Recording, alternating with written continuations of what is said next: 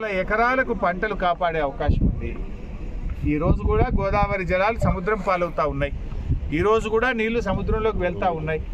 ఆ నీళ్లను లిఫ్ట్ చేసి కొన్ని లక్షల ఎకరాల్లో పంట కాపాడే అవకాశం ఉంది కదా.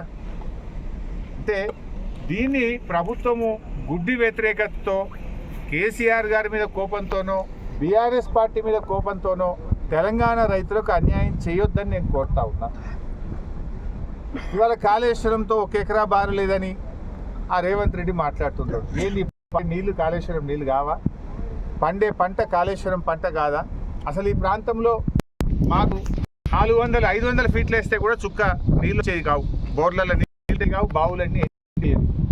ఈరోజు ఎటు చూసినా లక్షల ఎకరాలు పచ్చటి పంటలు పండుతున్నాయి. మల్లన్న సాగర్ కింద, కొండపోచమ్మ సాగర్ కింద, రంగనాయక సాగర్ కింద, అనంతగిరి కింద ఈ పండే పంటలు కాళేశ్వరం ఫలితం కాదా?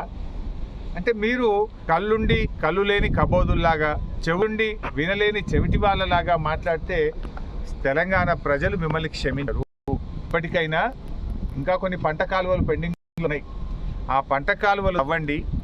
ఆ కుంగిన ఒక పిల్లర్ను మరమ్మతు చేసి లక్షల ఎకరాలకు నీళ్ళు ఇవ్వండి. ఇవాళ ఒక రైతులతో పాటు మత్స్యకారులకు టన్నుల కొద్ది చేపల ఉత్పత్తి జరుగుతుంది. అందరికీ మేలైనటువంటి ఈ ప్రాజెక్టును ఇవాళ తెలంగాణకు వరప్రదాయని